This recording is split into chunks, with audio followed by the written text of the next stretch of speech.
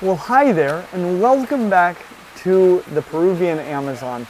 As you probably know, we have been on an incredible trip and herping extravaganza since we've been here with some of the greatest herpers I've ever been around.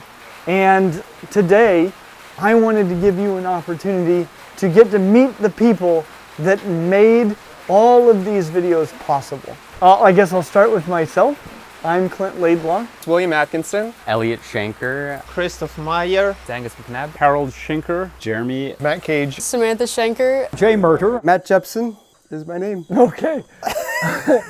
What has been the highlight of this trip for you? Definitely all the snakes. Snakes are my favorite animal, and out of all the amphibians and reptiles, snakes are the king of my hierarchy of looking for stuff.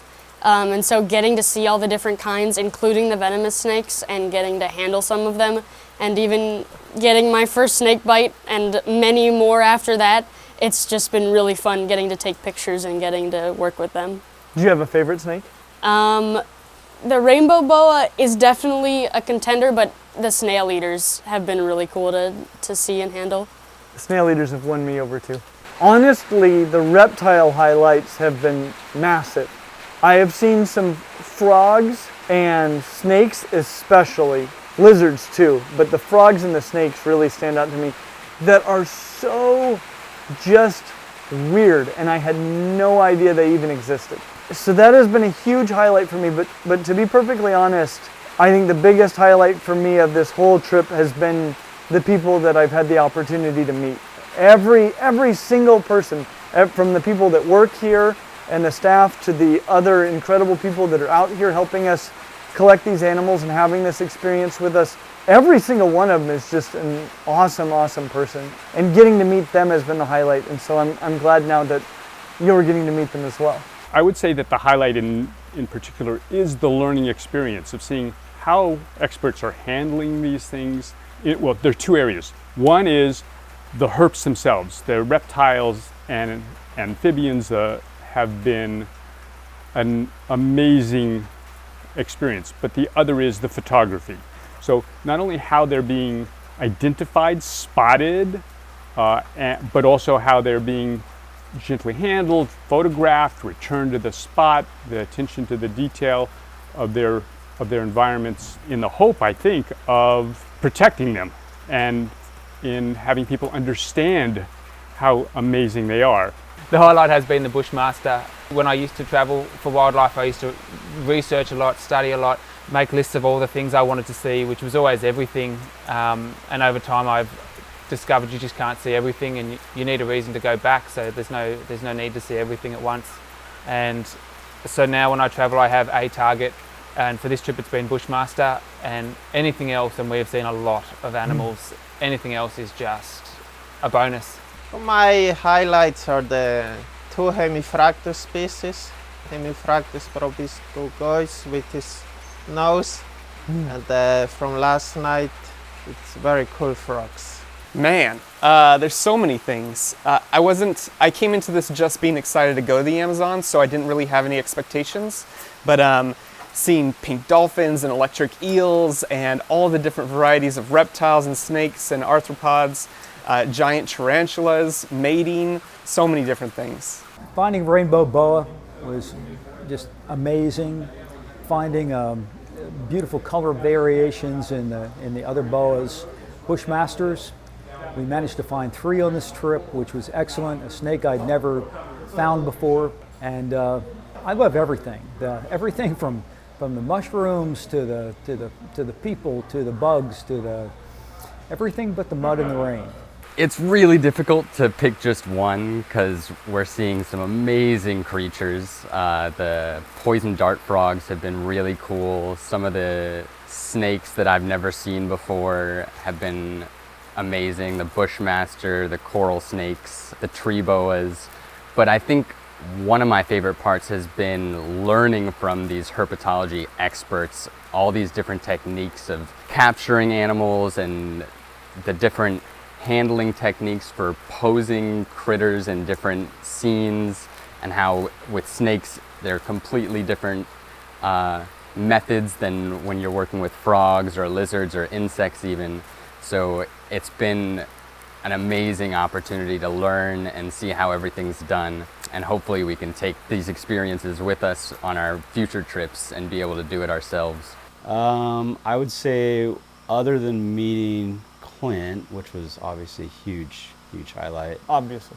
A huge highlight. I would say the just finding some new species that I've never seen before. Seeing the Bushmasters, we saw 3 on this trip, and one of them was pretty big, and I thought that was actually pretty cool. But I love seeing new species, so for me it's just going and seeing different species and kind of experiencing, really just being out here and experiencing this. So I don't know. I would say, yeah, I'd probably say just meeting Clint. Well, we got 3 Bushmasters, so that is probably the highlight, and 2 Hemifractylus species, which they do not show up very often. We got 2 species of them, and that's pretty exciting for me. So actually, that's more exciting than the Bushmasters for me. So I actually, the 2 Hemifractylus species would be the highlight of the trip. I don't know, lots of animals, lots of targets that I've had that I love seeing. Last night, a pair of amplectant giant monkey tree frogs. I've enjoyed finding a couple of coral snake species. The aquatic coral snake was really neat for me. But generally speaking, just not knowing what is next. That's the beauty of the Amazon, is that you're just walking along, and it's not like places where I've been before, where I can pretty much expect what animal I'm going to see next. Here it really can just be anything. What advice would you have for someone considering a trip like this? To come prepared. Be ready to, it's a bit of you're suffering a little bit. Definitely knowing what you're prepared for and what you're ready to do. Preparedness. Be prepared. Be prepared. Prepare well. It's kind of an uncomfortable trip, but making it as comfortable as possible, that's been a key to this trip. You're really experiencing the rainforest for what it is, and the wildlife for what they are. Having frogs and maybe spiders and bugs in your shower, and just things that you're not going to be comfortable. I think that's probably the easiest way to explain it. You're not going to be comfortable. It is not a luxurious trip by any means. So you are out there, and you're struggling a little bit. Do some research, make sure it's the right trip for you. It's not for everybody. There's lots of bugs. It's hot. It rains a lot. The beds are, it's not being at the Holiday Inn, but we do our best to make it as comfortable as possible and a smooth trip. Be prepared for the unexpected, whatever that may be. It might rain every single day of your trip. It might be, I think it's been hot, it's been humid, there's been a lot of mosquitoes. That's not all enjoyable, but you just got to accept that there's going to be things that aren't exactly what you want, and there'll be good times, there'll be bad times, but just be prepared, have a look at what conditions are going to be like. Having thick, big boots to protect yourselves when you're walking out in the jungle, and having the right kinds of flashlights so you can spot and see everything that everybody else is seeing. When we're on long boat rides at night, you need flashlights that can see a long distance and get those eye shines back from snakes and frogs. Backup batteries and flashlights and power packs, insect repellent, sunblock. Good boots and flashlights. There are some things that if you don't have them, the trip could become very, very miserable. And so being prepared in terms of gear and being mentally prepared for what you're going into, because I think Will and I were prepared and we had a wonderful time, but I think if you came out here poorly prepared in terms of gear and especially mindset, you wouldn't make it. I think we'll make an entire video just listing supplies that you would need for a trip like this. But again, do your research, make sure it's a good trip for you. If you enjoy herping and you enjoy roughing it, then this is perfect. If either of those are not what you want out of using your vacation time, then maybe it's not the right trip for you. Definitely know what you're prepared to do and your boundaries, because if you're not ready to sleep in the jungle and have really cold water all the time and be overheating, then a trip like this probably wouldn't be the best. But definitely knowing what you're prepared for and what you're ready to do. it's something that I think is a trip to take seriously and to understand what it is. It's really roughing it as you get out into the middle of nowhere, but it's awesome. If you just want to get out into the Amazon and see things a little bit so you can tell that story, this is probably a considerably more intense trip than you're going to want.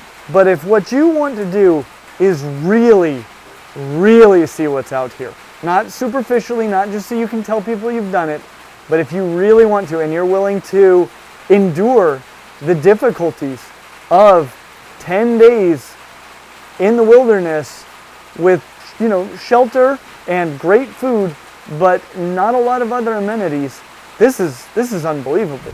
Well, Christoph, would you tell us a little bit about yourself outside of this trip?